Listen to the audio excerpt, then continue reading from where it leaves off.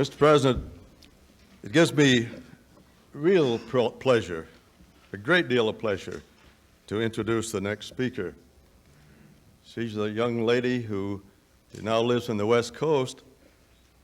She was in Afghanistan about 2 years ago,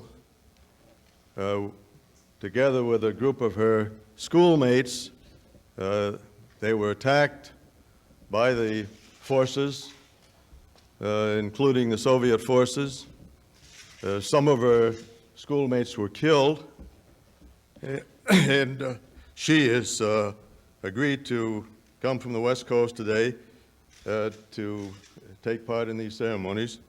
She's asked that we not use her last name because her family is still in Afghanistan, and so I will follow her instructions and, Mr. President, introduce to you and this audience Nahid.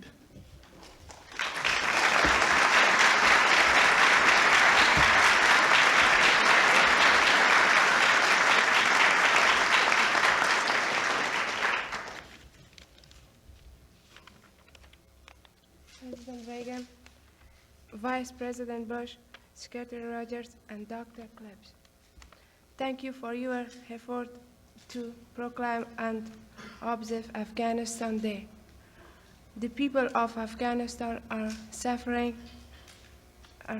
greatly under the occupation of their homeland by the arms of the Soviet Union. I myself have witnessed the killing of my friends and the schoolmates in our demonstration. Against Soviet imperialism, our people are courageous. We will continue our fight, our war, resistance. The support of the free nations of the world is essential to our struggle. President Reagan, on behalf of the future generations of Afghans who hope to live in a free and independent Afghanistan, please accept this flags as symbol of our appreciations, our demonstrations, and our hope. Thank you.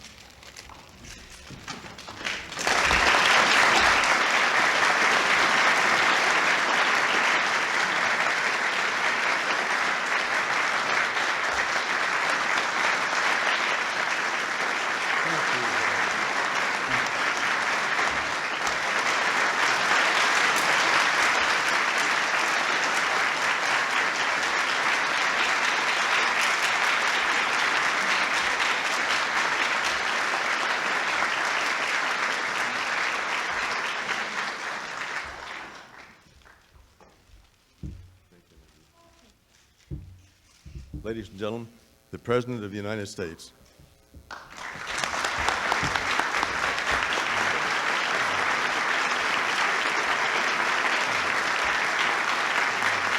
Thank you very much.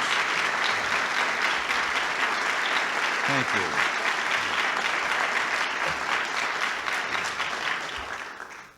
I can't help but say thank you all very much, but I can't help but recall that I was in Iran on the day that the first coup took place by the Soviet Union and their overthrow there of the government. I take particular satisfaction in signing today the proclamation authorized by Joint Resolution number 142, which calls for the commemoration of March 21st as Afghanistan Day throughout the United States. This resolution testifies to America's deep and continuing admiration for the Afghan people in the face of brutal and unprovoked aggression by the Soviet Union. A distinguished former Secretary of State, William P. Rogers, is coordinating the observance of Afghan Day in the United States. He not only has my strong support, but that of former Presidents Carter, Ford, and Nixon, and former Secretaries of State Muskie, Vance, Kissinger, and Rusk. The Afghans, like the Poles, wish nothing more as you've just been so eloquently told, than to live their lives in peace, to practice their religion in freedom, and to exercise their right to self-determination. As a consequence, they now find themselves struggling for their very survival as a nation. Nowhere are basic human rights more brutally violated than in Afghanistan today.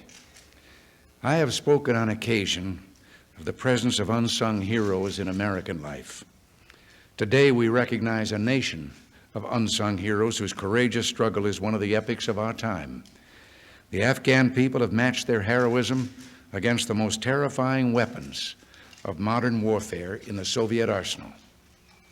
Despite blanket bombing and chemical and biological weapons, the brave Afghan freedom fighters have prevented the nearly 100,000 strong Soviet occupation force from extending its control over a large portion of the countryside.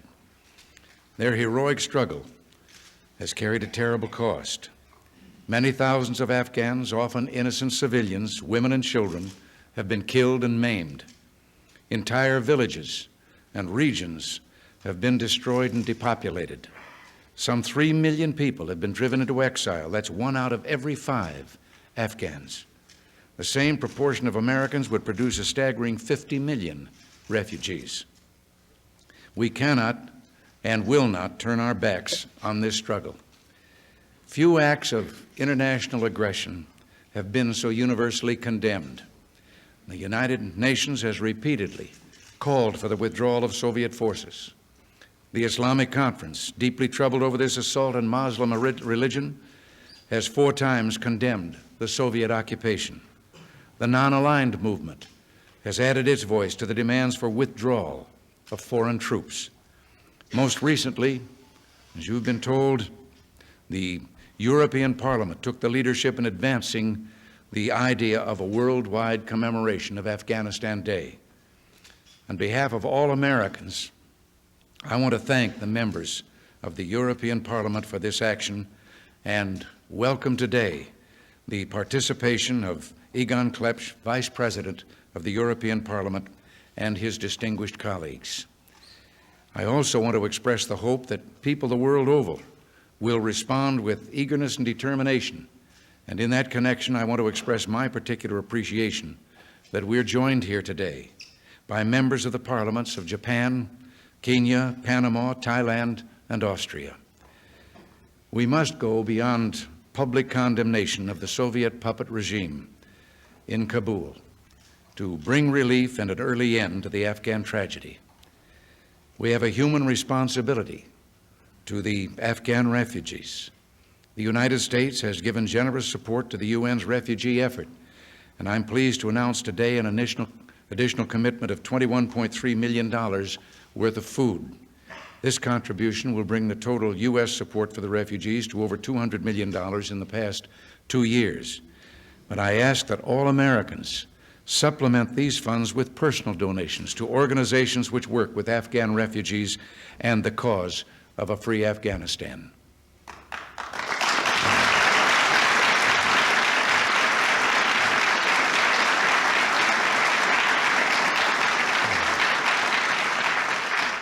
Beyond this, the United States is determined to do everything politically possible to bring the Soviet Union to the negotiating table. We and our allies have made clear that Afghanistan will remain a central issue in U.S. government and East-West relations as long as Soviet forces continue to occupy that nation. We have used and will continue to use every available opportunity, including the last meeting between Secretary Haig and Soviet Foreign Minister Gromyko, to urge the Soviets to enter into genuine negotiations for a peaceful settlement of the Afghan crisis. In that spirit, I want to address the claim made by the Soviet Union that its troops entered Afghanistan and must remain there as a result of foreign intervention against the Kabul government. The world is well aware that this is nothing more than propaganda designed to divert international attention from the sordid reality. The foreign interference in Afghanistan comes from the nearly 100,000 Soviet armed invaders.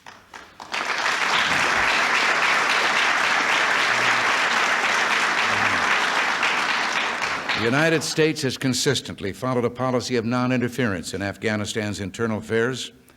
We similarly supported the non-aligned character of the previous Afghanistan government. The fire of resistance in Afghanistan is being kindled and sustained not by outside forces, but by the determination of the Afghan people to defend their national independence. We and most other members of the international community have repeatedly stressed to the Soviets, both publicly and privately, that we have no objectives in Afghanistan beyond those set forth in the UN General Assembly resolutions. These are the withdrawal of the Soviet forces, the free exercise of self-determination for the Afghan people, the restoration of Afghanistan's non-aligned status, and the safe and honorable return of Afghan refugees to their homes. Unfortunately, the Soviet Union has to date rejected all attempts to move toward an internationally acceptable solution. In 1980, it refused to receive emissaries of the Islamic Conference who wished to travel to Moscow to discuss a political solution. In 1981, it was the British foreign minister who was rudely rebuffed when he presented a very sensible proposal of the European community for a two-tiered international conference, which is still on the table. Finally, the Soviets have evaded the issue, insisting that the UN Secretary General seek a solution in Kabul, Islamabad, and Tehran, rather than at the source of the aggression in Moscow. The Soviet Union bears a grave responsibility for the continuing suffering of the Afghan people, the massive violations of human rights, and the international tension which has resulted from its unprovoked attack. The Soviet Union must understand that the world will not forget, as it has not forgotten the peoples of the other captive nations from Eastern Europe to Southwest Asia who have suffered from Soviet aggression.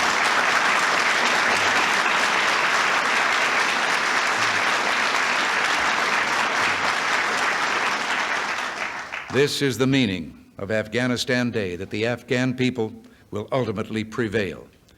Coincidentally, the day after Afghanistan Day, this country plans to launch the third Columbia space shuttle. Just as the Columbia, we think, represents man's finest aspirations in the field of science and technology, so too does the struggle of the Afghan people represent man's highest aspirations for freedom. The fact that freedom is the strongest force in the world is daily demonstrated by the people of Afghan. Accordingly, I am dedicating on behalf of the American people the March 22nd launch of the Columbia to the people of Afghanistan.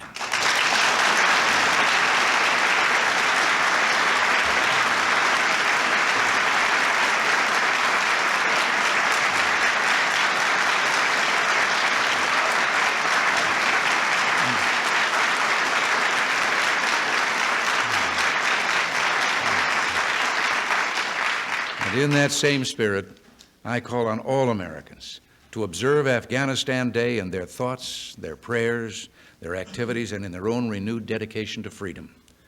With the help of those assembled here today, the unanimous backing of the Congress, and the support of the American people, I'm confident that this day will mark a true celebration, and not just for freedom in Afghanistan, but for freedom wherever it is threatened or suppressed the world over. Now I shall sign the proclamation.